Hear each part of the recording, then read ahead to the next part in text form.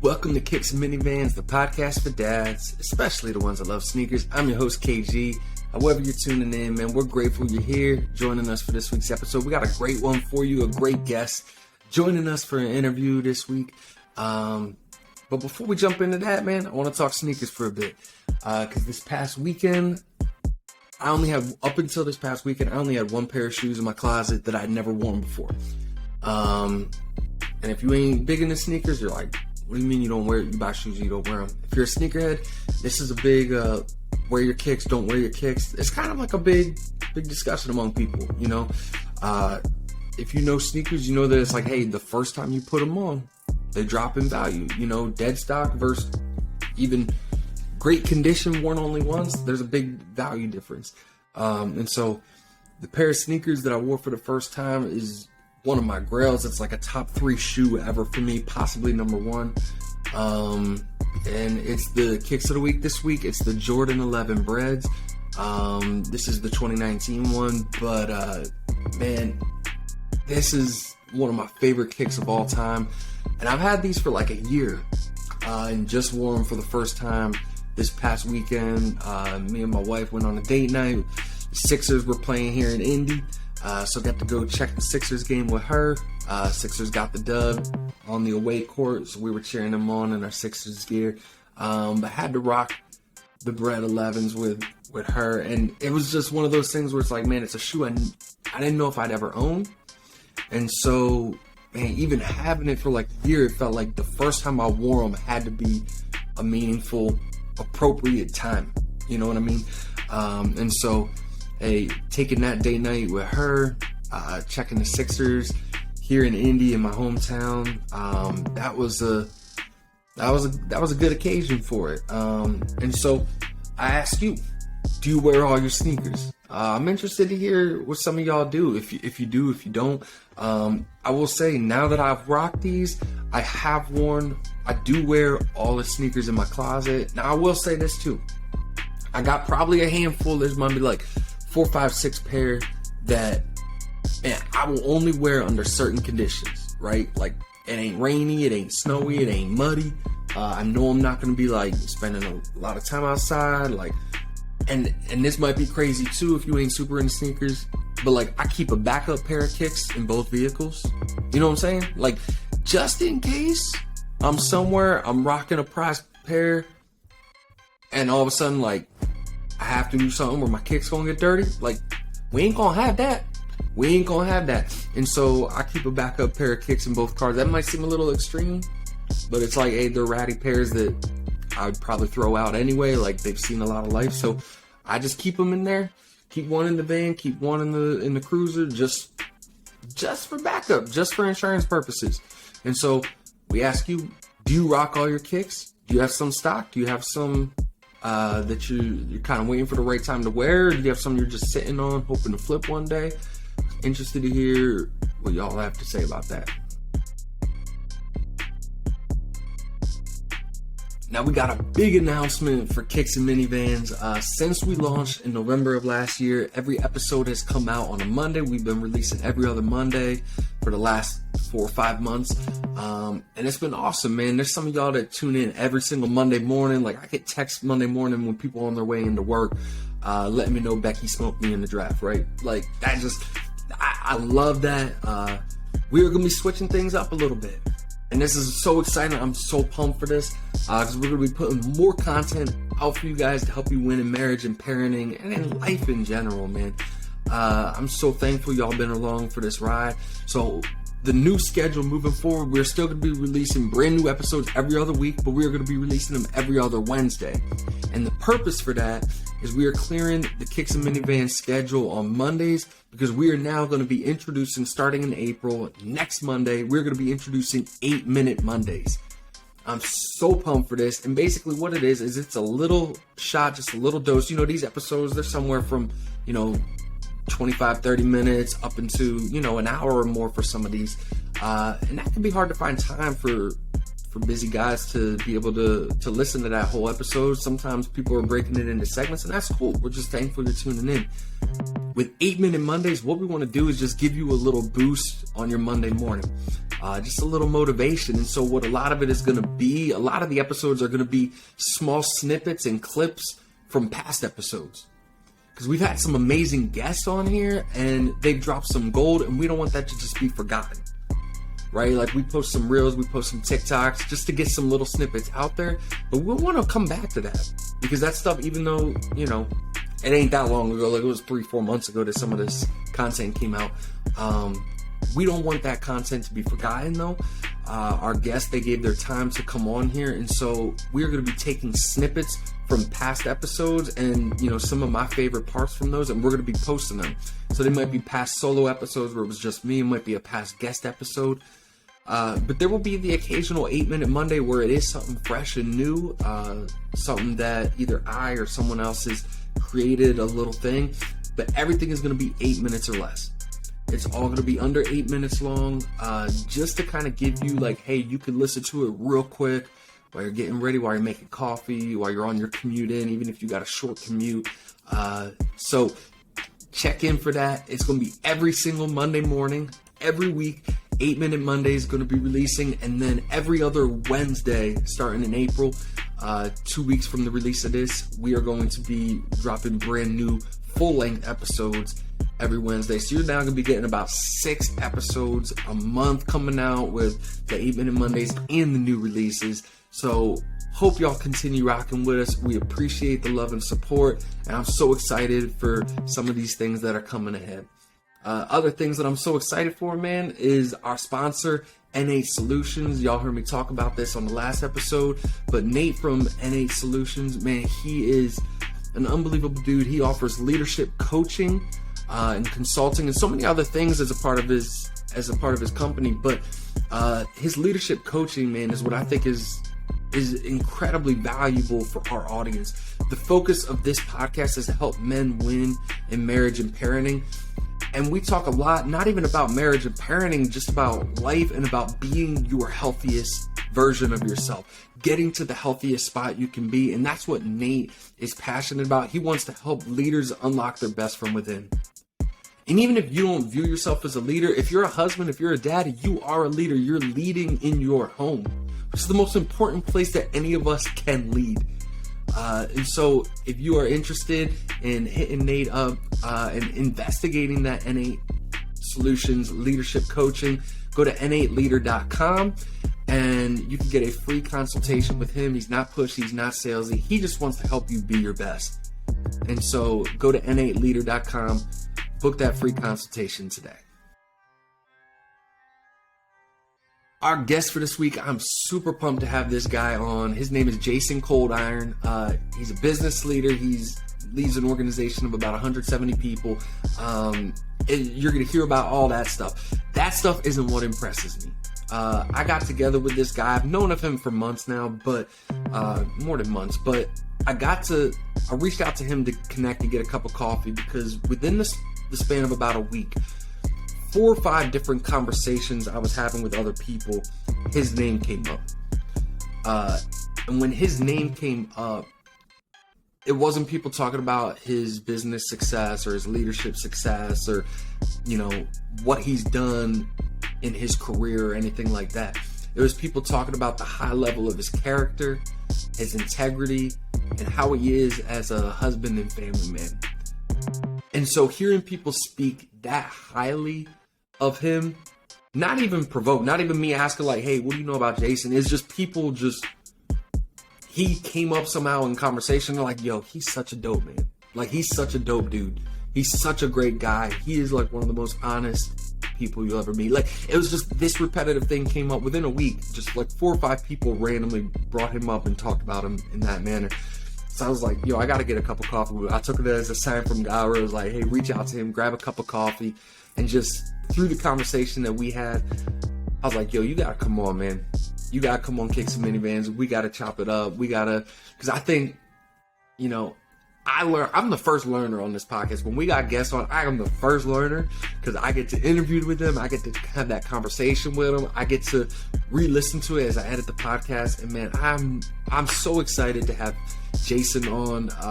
You're going to hear all about his business success, but that's not even what impresses me. That's not even why I'm excited to have him on. He is a man of high integrity, of high character. And I know you're going to love this conversation and you're going to learn from him. Let's dive into it. All right, Jasen, welcome to Kicks and Minivans. Thanks for joining us, man. So glad to be here, KG. I'm glad you let old guys in. I feel like this is like a charity case, but you know what? I'll take it. I'm in. Hey, dude, you're never too old to jump in. You're not that old anyway. You're not that old, but you're never too old.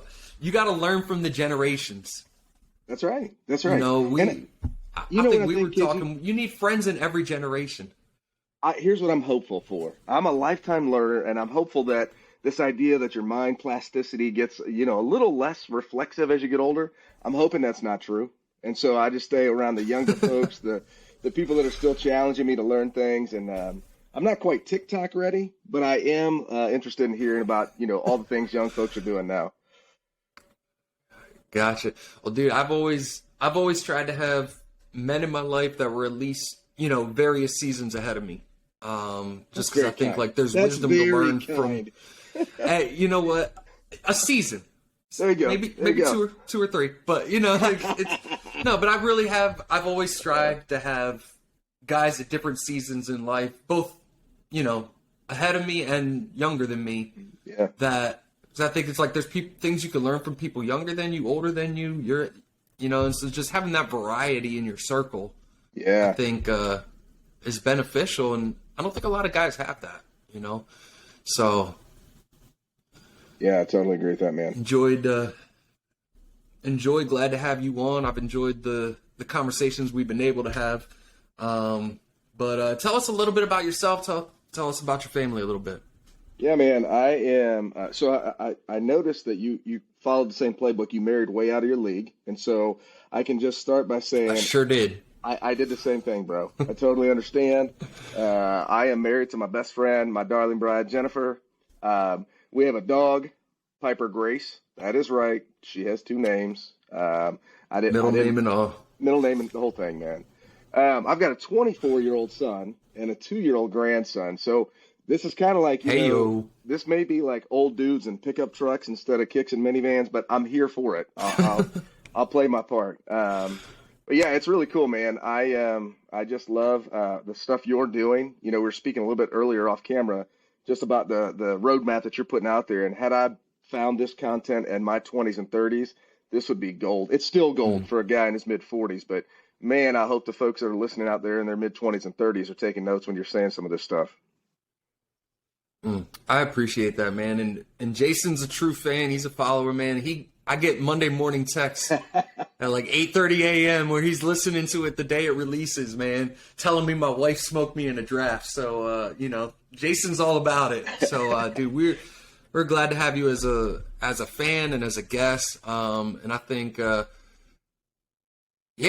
think there's a lot we're gonna be able to learn from you. And I always enjoy having guests on because I feel like I'm the first learner when a guest comes on, because I get to learn from sitting in the interview, editing the interview. So, excited for you to be here. But let's talk sneakers. I know, you said you're old guys in pickup trucks, but this is Kicks and Minivans. So, you don't got to be a sneakerhead to get on Kicks and Minivans, but we're going to ask you about sneakers, Yeah, so, what's your favorite pair of sneakers or footwear that you own? Show us what you got. So I'll tell you, I think I know the rules of sneakerhead, and I don't fit the bill. I love shoes. But y'all do some things to protect them and like not crease them and all that stuff. And I don't know how to do that. So I wear them. So what you're going to see are things like, this is a no bull workout shoe. It's got, it's sweaty, it's nasty. If I'm downstairs lifting weights, throwing some stuff around, I got that on. If I'm out for a long run, I'm a Hoka guy. So here's my Hokas. The Hokas, okay. Again, Hokas are rising in popularity right now. Yeah, people are wearing them just for no reason. They are like blowing up. Yo. And KG, you know me, man. I don't really like to fit in, so this is kind of an everyday shoe. This is another version of no bull. I love it though. Nothing but the horns, and so I'm always wearing something different. But I wear them. I wear all my shoes. That's how it's meant to be. I have a few that I bust out on. I just wore these. These are one of my favorite pair of the Jordan Bred 11s. and I just wore them. We went to the Sixers-Pacers game last night here in Indy. Saw my Sixers get a W on the away court. But, yeah, I had to wear them for our date night last night. So it's like I got a few I don't wear too often. But, man, sneakers are meant to be worn. Bro, they're meant to be worn. I heard the logic of the ones you can only wear in the rain, the ones you can only wear in the snow. You all have a book that works for those shoes, man. So I'm impressed. It was snowing last night, and I wore these, but I knew, like, it wasn't heavy snow. It wasn't the super wet snow. Yeah. It was kind of that powdery. I wasn't going to be outside very long, and so I did wear them. Some people might throw tomatoes at me for that one, but, yeah, we do protect our sacred. Like, I got, like, probably 4 or 5 that I'm, like, very protective of. Yeah. But the rest of them I'll kind of wear whenever I want to, you know. But tell us, is there a dream pair that you would love to have someday? Bro, so I grew up in the 80s, so I love Jordans. And so I've seen the Jordan 1s, they've got a retro one out, but then I saw the 5s, the UNCs that you were talking about on, I think it was the last episode. Oh, yeah. I may have to get a pair. But I'm telling you, KG, I'm going to wear them. So if I buy them, I'm going to wear them. If you spend that money on them, yeah, you got to. They're nice. The UNC version is, I saw them. I like them. Yeah, those are the Jordan 5s are one of my favorite Jordans, and the UNC colors. I mean, like aside from the black and red, like the UNC blues is just one of the best colors in sneakers. And I agree. When I saw the 5s were coming out with the UNC, I was like, yeah, I got to get those ones, man. Yeah, they were sharp. That was a good one. Well, dope, man. Give us a little bit of your professional background, where you started, what you're doing now today. Yeah, it's good, man. It's a curvy road that I wouldn't prescribe for anybody. So both my parents, they divorced when I was young, and they didn't really live together a whole lot. So I kind of grew up in a divided home. My mom, it was just me and my mom for a long time. Both were high school dropouts. And so it was a weird dynamic growing up. She's young. I mean, my parents are still only in their 60s. And so it's young parents. They're friends now. It's an interesting dynamic. But we find my way going through high school and have a bunch of scholarships. I had some football scholarships and academic. School kind of came easy. But it was time to graduate. I didn't really know what to do, so I went to work, which is really odd. But nobody was really talking about how do you pay for school? How do you do this college thing? It was in a small school. So I went to work for Department of Corrections, worked in a prison at, 19 years old. So now, KG, I know what you're going to ask next. That says a lot right there, though. I know what you're going to ask next. You've seen the tattoos. I didn't get them while I was working at the penitentiary. These were not done by guys behind the wall. They were done professionally. But it did start to push this grit and determination. I lived on their version of the SWAT team was called CERT, Special Emergency Response Team. So I was in part of that and really developed this kind of discipline and just structured regiment. But then I ended up getting married and having a kid, and I was like, this $9 an hour is probably not going to cut it for long. This is probably not all this is cracked up to be. So I got into trade school, got a degree in HVAC. That launched me into a job at Citizens Energy Group, where I love, brought me here to the Indianapolis area 20 plus years ago. And then I just had a really nice run at Citizens where they paid for my undergrad degree, my MBA. They moved me around, gave me a bunch of leadership opportunities. And I left there at the vice president level in the mergers and acquisitions group. So I learned how to build new businesses, learned how to shut businesses up. And I'm currently in a spot that with some HVAC roots. It's a construction and service company. There's about 170 employees. And I'm fortunate I get to serve as president for that company. And it's just no day is the same. It's an interesting dynamic, lots of people learning and growing. And, it's just a great place to be. So you lead an organization of about 170 people? Correct. That's correct. You said. Let me take a side road right here real quick. You said you graduated from trade school did you say you have your bachelor's and your master's? Yeah, so if you want the rundown, I have an associate's degree in HVAC, so trade school. I have a bachelor's Okay. degree in organizational leadership. I have an MBA with a graduate finance focus, and then I have a master's in mechanical engineering that I just finished from Purdue. My goodness. Yeah, we're not going to talk about Purdue for your sake right now. Yeah. Yeah. But this is the Sunday of opening weekend that we're recording this. The episode doesn't come out for another week, but it is less than 48 hours fresh, the wound that Jasen has. That we just, my heart, as a Philadelphia fan, like my heart just breaks because I've experienced constant heartache in my life. But, all right, so you started with trade school and then you went the traditional college route, maybe not at the traditional timeline.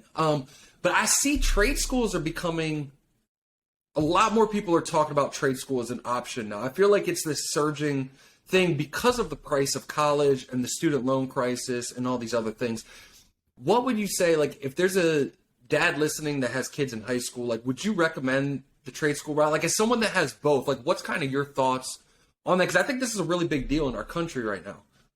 Yeah, I would tell you, KG, as a guy that needs more skilled labor, I would love it for young men and women to get involved in trades. I'll tell you this, there's a stigma out there. It used to be for the kids that just couldn't make it in college or that were, had some disciplinary issues, or it just has a bad stigma from about the 90s and early 2000s.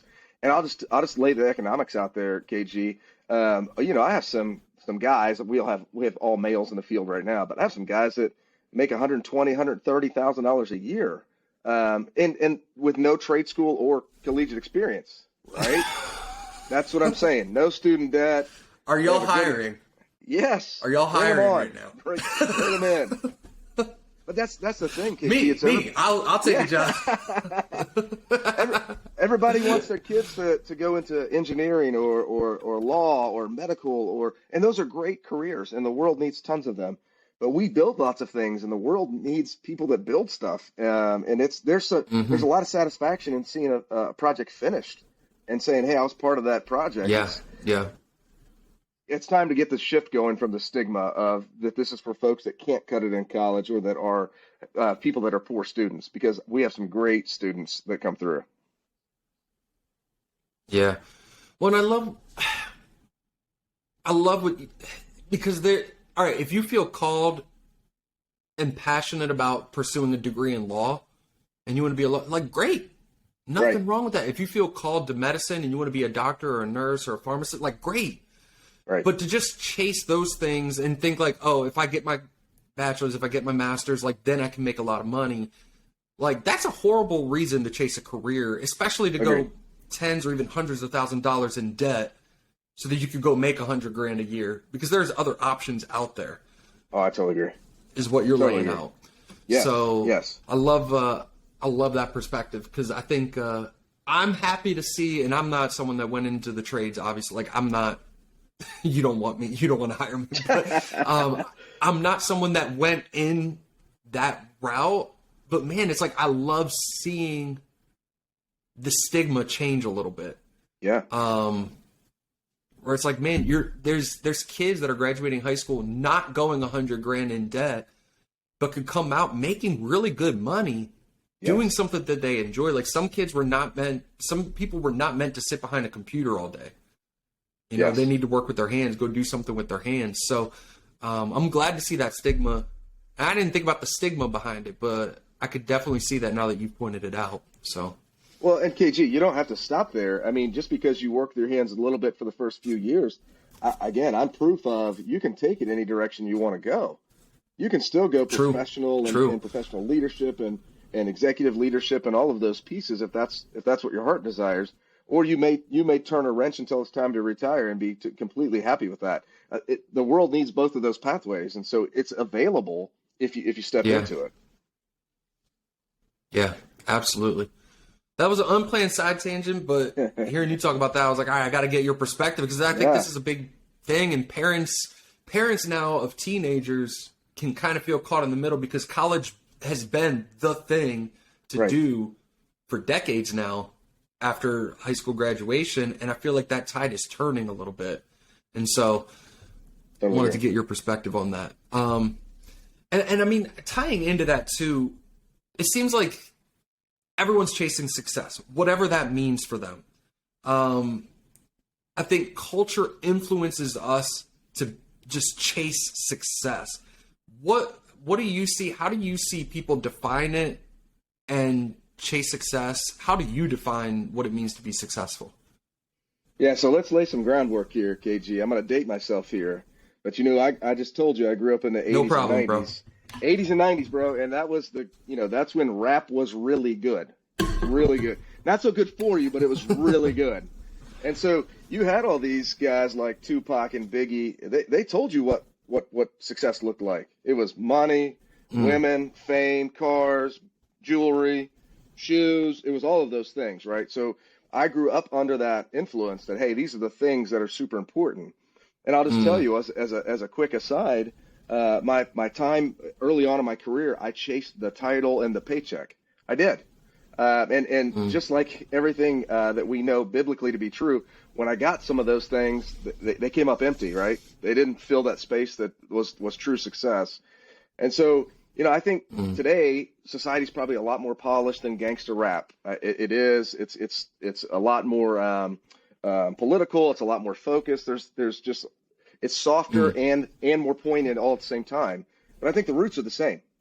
The roots are the same. We live in a world built on capitalism, the United States, and it tells you get everything you can. Now, it's softer now because it says get everything you can as long as it doesn't hurt someone else. So that's the kind of new rule that's in place. But I'm thinking, social media tells us, hey, let's hustle more. Let's lift some more. Let's eat less. Let's spend more. Let's compare ourselves to famous photographs that we see. It's out there, and I would love to tell you that I'm always able to swim upstream, but I'm not. I see the guys lifting weights, and I'm like, man, why can't I be that guy? Or I see the guy, they throw some sort of supplement stack into your feed, and you're like, oh man, I need that thing because it's going to bring me, instant gratification.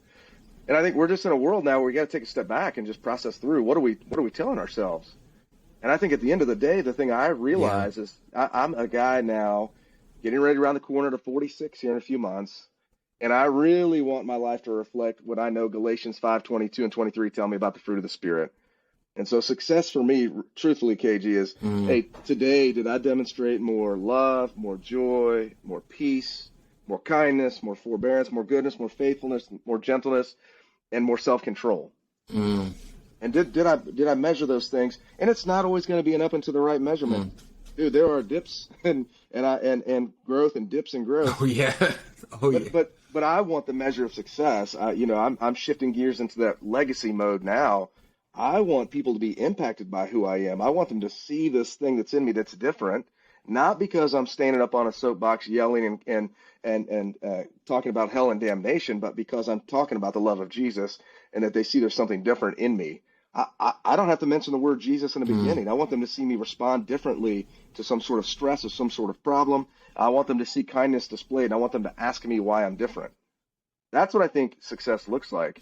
We start drawing people in and start equipping people to be disciples and sharpening each other. And all of a sudden, man, the church starts to look real attractive again. It starts to look like the bride of Jesus. And I think success just needs to be measured a little differently. Now, it's easy to say that when you hit certain financial goals and you hit certain, goals in your career and all those things. And so I'm not trying to say be just condescending here. I know there are some things that I can say because of a different dynamic, but that's what I want, man. I want to be surrounded by people that are trying to do that same thing, trying to look more like Jesus, trying to show Jesus to more people. That's how I want to measure success. How did I look today versus through the Spirit yesterday? And that separates who you are from what you do and what you earn. Yeah. Right. And we've talked on this podcast a lot of, as a man in today's culture, it is so easy to identify as, your net worth is your self-worth. Yep. Is a way to put it of like, hey, if I bring in 6 figures a year, I have value. Yep. Or if I, can bench this much, I have value, or whatever it might be. But like, man, like, it's just what we were talking about on the last episode with Anthony of like, man, like who you are at your core is stuff where it's like you could lose your job, your house could burn down, all these things could happen to you, but it doesn't change who you are. Right. It can impact it a little bit, you know, like, hey, my joy might not be as evident when I lose my job. Yep. But there can still be joy. There can be joy there. I might not be happy, but there can still be joy there. Do you feel like there was a certain point in your life, your career, where that perspective shifted a little bit? Because you said, you know, when you started off, you were chasing the title, you were chasing the paycheck. And now it's like, all right, let's be blunt. Like, you've accomplished a lot of that. Right. Like, you're the president of a company with 170 employees. Like, you've accomplished a ton, dude. But one of the reasons I got so excited to meet up with you and get coffee with you is, you know, I told you before, like, within the span of like a week, like 4 or 5 different people dropped your name in conversations, and they said nothing about your successes, nothing about your title or your paycheck. What they said was like, oh, he is a great dude. Like, oh, that's so good. He's a dope guy. Like, you got to get to know him. That's why I got excited to get together with you. That's why I got excited to have you on the podcast, is because the character and the integrity that you have, like, multiple people spoke that about you without you even knowing it. Do you feel like there was a point in your life or your career where that shifted, where it's like, hey, I'm going to chase after these things, and this is how I'm defining success now? Yeah. First of all, thank you for the blessing of sharing that. That is the best compliment I've ever heard, is that people were talking about me and my character and not my success. I'm hardwired for competition. You know, if you get into the Enneagram stuff, I'm a 3. Most guys are. Yeah, dude, I'm hardwired for it. And I'll tell you, I hope this isn't everybody's story, but the kind of point for me that you're talking about, I can remember it clearly. And I lost my job. And so there was a time where I have worked my entire life. How old were you? I was 32. So 32. And okay. So I started. All right. Speak to me, bro. I have been working for a paycheck since I was 13. So where I grew up, we detasseled corn every summer at 13, and it was a paycheck. And 14, I was a field boss over 20 other guys. And so I had been working with nonstop since age 13. And I found myself for the first time in a spot that, and I'll say this with all sincerity, I did nothing wrong. But I was part of a group that got bought out by a private equity group, and they just closed the company down. And so I'm on the outside. And in that moment, dude, there was some, I'd say, probably undiagnosed depression. All of a sudden, I've lost my identity as whatever title that was. I was an executive vice president then, so it was like this. I didn't realize how tied I was to that work identity until this happened. And man, I went through some hard stuff, bro. I mean, that was God was wrecking me intentionally, peeling apart all the things that I had built up. But you know, God is so good, KG. He brought guys around me that spoke life. That 2 of them ended up unemployed, walking a similar path with me. It ended up being a very sweet time, but goodness, it was hard. And just in kingdom economy, guy, I didn't lose $1 out of my savings account. This is the crazy stuff that would happen, man. It was a 90-day time period, and all of a sudden we'd get a check saying, "Hey, you paid too much into your escrow account. Here's a refund for $1,800." And it's like, I'm not preaching any prosperity gospel here or anything like that, but I'm just talking about the goodness of God. And we didn't even dip into our emergency savings. That's how this thing worked out. And so I arrived on the other side of that saying, okay, man, God, if you're faithful in this, I don't need to hold on to things as tightly. And so I know wherever you're taking me next, it's going to be good. And that was the real breaking point. I didn't want it. If I'm being honest with you, I didn't want it. I had everything measured out, and I was on a rocket ship to success, and I thought I was the pilot. So it was not an intentional decision. It was a wrecking, and a beautiful one. But then you come out on the other side, what's this, like 13, 14 years later? Yep. And like you've achieved that success still. But now you're also looking at it through a different lens where hey, maybe like, all right, the rest of the world says Jason's successful because of A, where you're sitting at it saying like, hey, it's actually because of B. Yeah, man. That I'm really successful. And it makes what's over here, what you're doing with A, it makes it, I don't want to say not valuable, because it's valuable, it's important, you know, you're leading others and leading them well, but it's not everything. Dude, it's like, you know, it's a thing. It's Paul but saying, it's not everything. It's Paul saying he'll count it all as lost. It doesn't matter. Like you're right. Let's steward the thing well, man. I want to be in the season. You know, God placed me here for a reason, and I want to be found dutiful with it, but it has no authority over me anymore. And so now, when you start thinking about the things, you know, I used to have these sales markers, things in my office that were achievement based. Now, if you were to ask me, hey man, what's the best thing you've done since you've been at Freegee and been president there, I would tell you the story of a young lady who was a receptionist and is now a senior level project manager. And I spend time in her development one-on-one, and I cry when she graduates a leadership program. That's the stuff that I would tell you is the most important to me.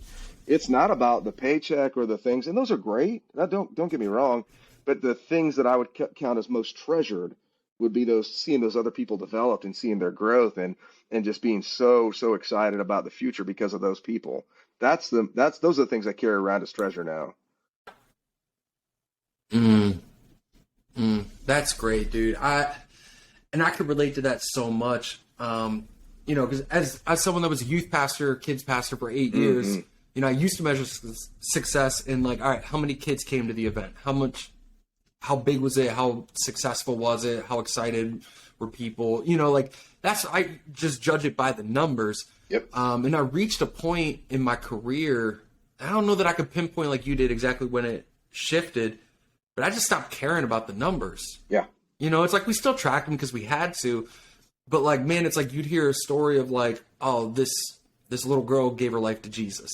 Yes. You know, this family has been bringing their kid to this kid event for months and months and months. And then the dad that hasn't been to church in 18 years came to church that day. Yes, sir. You know, like those are the kind of things that like, man, that's what started driving me. And I started doing my job better when I stopped chasing the numbers of saying like, okay, how many kids can we get at this event? But I started chasing the impact that my ministry was having on other people. And I was like, dude, this whole podcast, you know, we were talking a little before recording. I'm like, I'm just trying to impact people. Yes. You know, it's like, I know I'm not a perfect dad, but I do think I'm a good one. And it's like, man, if we can help other people be the best dads and husbands they can be, like you can change the world. That's the kingdom economy. As the family goes, so goes the world. Yes. You know? That's what I'm saying, KG. You're talking kingdom economy stuff. Like that's the thing, man. It's not about, I love, you have to count the kids that come in. That's great. But to me, that's a lagging indicator. The leading indicator is how are you impacting these people that are going to make a difference in the world? That's the leading indicator. And we get them backwards all the time because kind of that's what the societal norms are. Measure the numbers. The numbers do matter, but they're kind of a byproduct because of what you're doing on an individual basis with those people, and you're seeing lives changed. Man, it's the kingdom economy doesn't make sense to people unless the Holy Spirit's inside their chest talking to them about it. That's all I'm saying. Absolutely, man.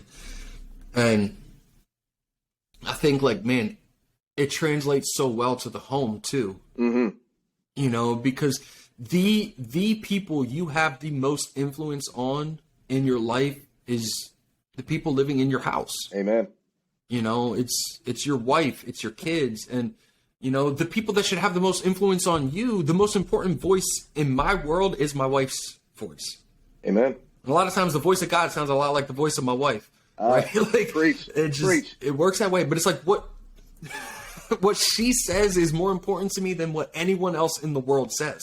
That's right. And vice versa. What I say is more important to her than what anyone else says. And the influence that we together have over our kids, it's like, man, as we're sitting there trying to figure out, you know, budgets and paying for this and paying for that, it's like, all right, that matters, but it doesn't matter as much as what we're doing with our kids. That's right. You know, it's like, and they don't know all that, you know, it's like, they know that they have food and toys and stuff like that. But like, man, the influence that we have over our kids is the most important thing in the world. Yeah. Amen. Because they're going to grow up. And I look at it as I'm not raising boys, I'm raising men. And dude, it's like God's given me that responsibility. And like, it's my responsibility. It's my duty to steward that well. Dude, that's what I love about the time we got together and had a conversation. I felt like you kind of sheepishly said, I'm a stay-at-home dad. And I was like, bro, no, you're doing the right thing, man, because you're raising men you're raising men that are going to change the world. And so I would challenge anyone that says, hey, the stay-at-home dad or stay-at-home mom isn't, dude, they are pouring directly into the next generation. That's a far bigger impact. That's a far harder job. And I think it's a far more important focus. And so, yeah, dude, I would echo what you're saying. You're a great dad because you care. You don't have to be perfect to be a great dad. I appreciate that. No one is. So, right. No, and I appreciate that. And that sentiment is not carried. Usually, we've talked on this. It's like, man, I get a lot of judgmental looks when people hear I'm a stay-at-home dad. But that's because this idea of success is so tied to a paycheck for guys. That's it. So many times. And it's like, man, if you don't have that, it's, it's like people look at you like, well, what do you do? Yeah. And so it's like anytime I tell someone I'm a stay-at-home dad, they're like, oh, well, when will you go back to work? It's almost always the immediate follow-up. Yeah. It's like, well, what will you do next? It's like, I don't know. I'll figure it out. It's like life is a series of figuring things out. My attention is on this thing. Yeah, right. Yeah, exactly. And it's like, this is what God has called me to do in this season. Yeah. I don't know what the next season is. I used to be like you were. It's like, hey, I had this whole roadmap mapped out. Like I had this whole thing mapped out my whole life. And I've just learned to hold that really loosely because God has other things planned. And I want to be faithful to whatever he's calling me to in each season. And seasons have a beginning and an ending.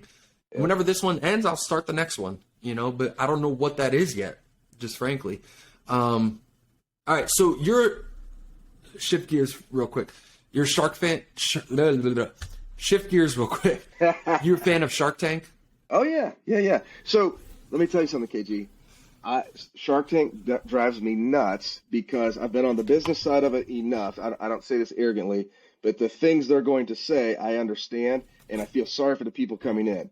My wife loves the show, and I will always say when they come in and they start to pitch something, I'll pause the DVR and I'll say, they're going to say these 5 things.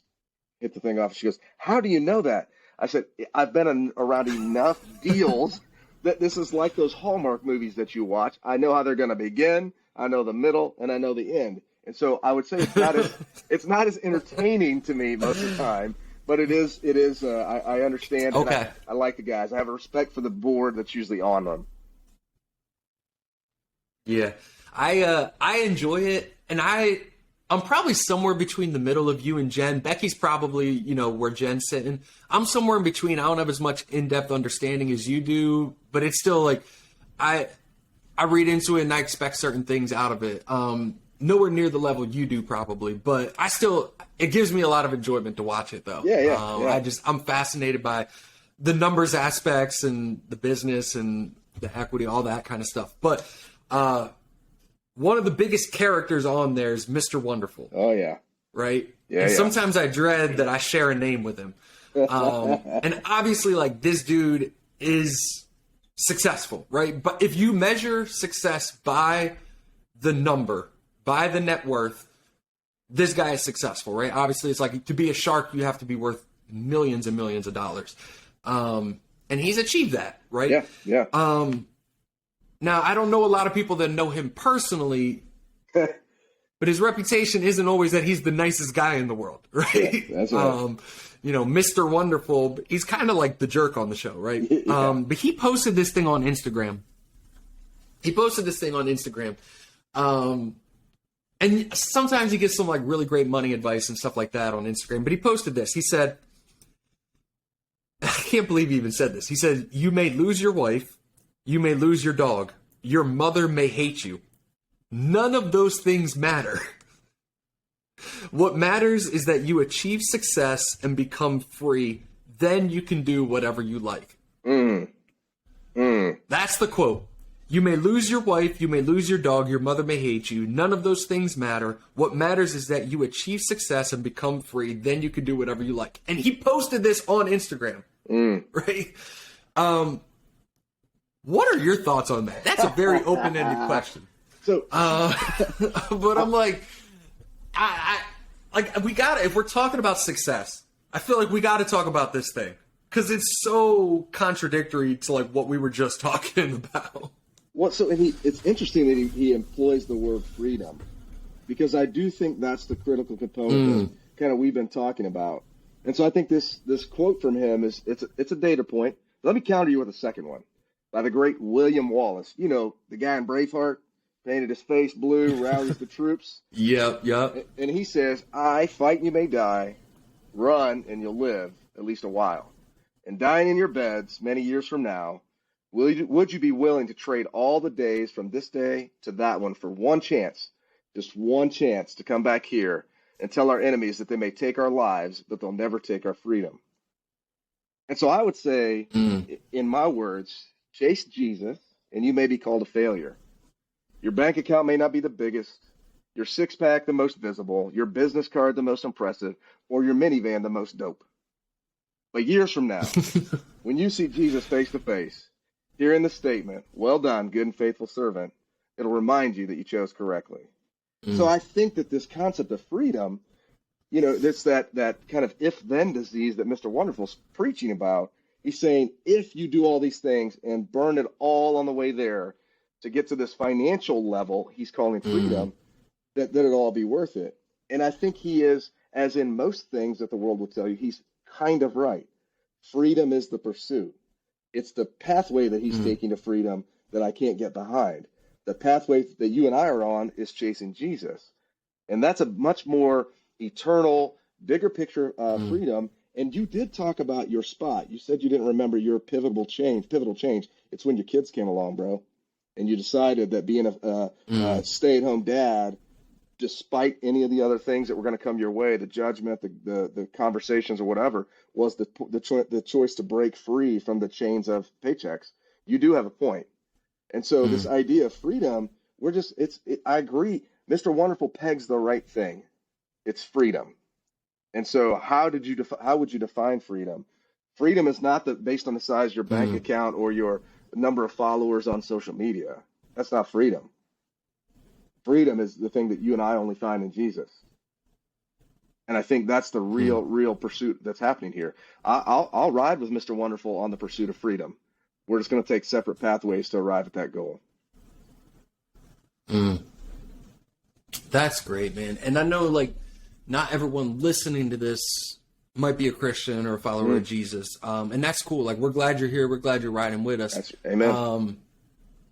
Obviously, like, this has shaped, Jesus is the center point of my life, center point of your life. Like, everything that we do flows out of that. And in that, there's tremendous freedom. Correct. Right? Because I think, like, all right, you know, Jesus died on the cross to save you from your sins. That is true.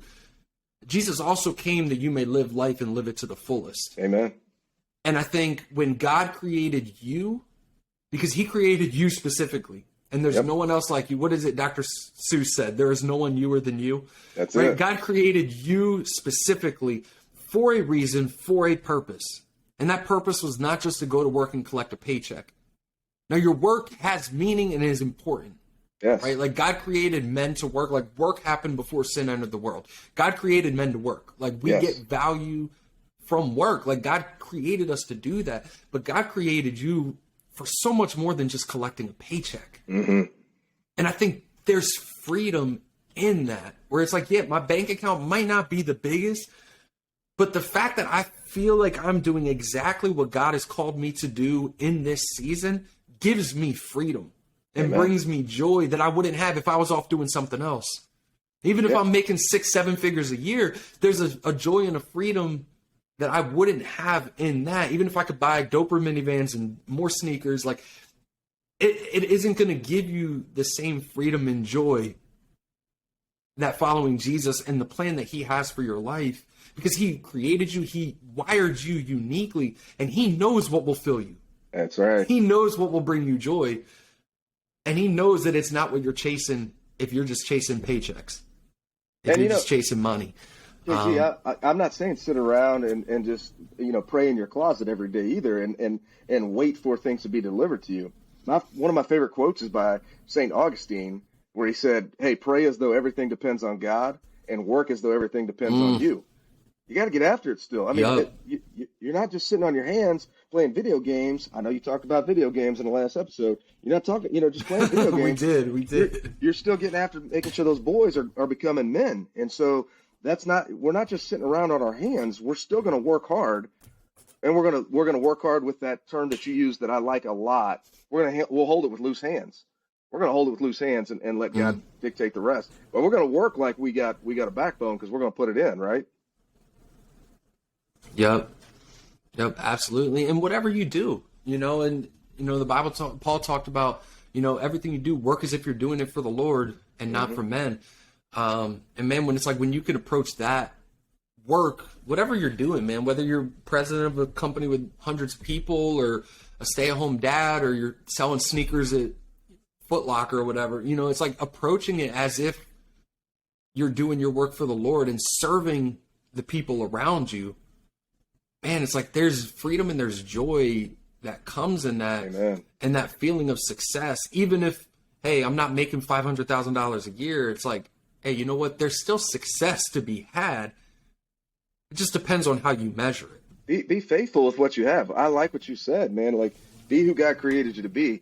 The measure of success is, are you found using your talents correctly? The parable of the talents. Remember, the landowner gave 3 talents to one, 2 talents to another, and 1 talent to the third servant. Varying amounts of things, and just was really looking for all of them to be faithful with what they've been given. Yeah, so just your point is so good. It's the definition of success is stepping into the person that God created you to be, and then using those talents that He's given you for His kingdom. That's the measure, man. It's not the bank account. It's not the shoes. It's not the cars. It's are you being faithful with what you've been given? Yeah, absolutely.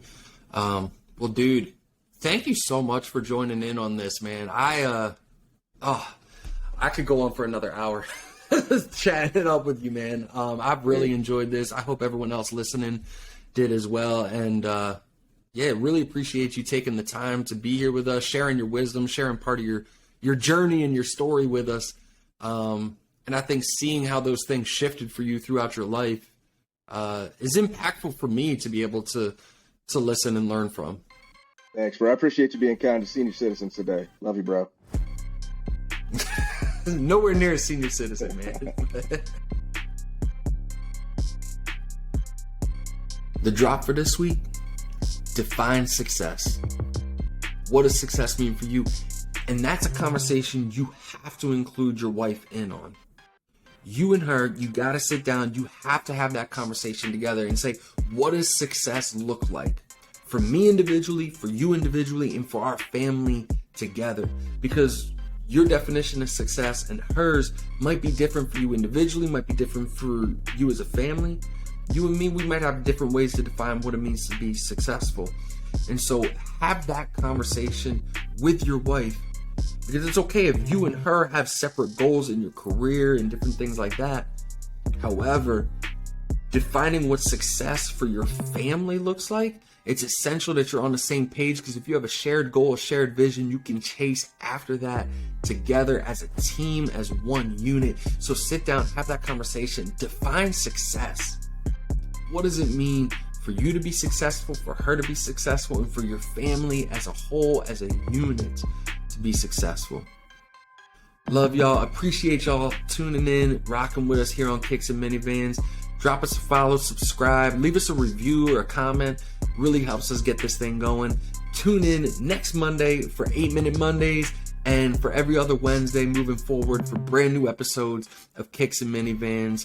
As always, take care of yourself, take care of your family.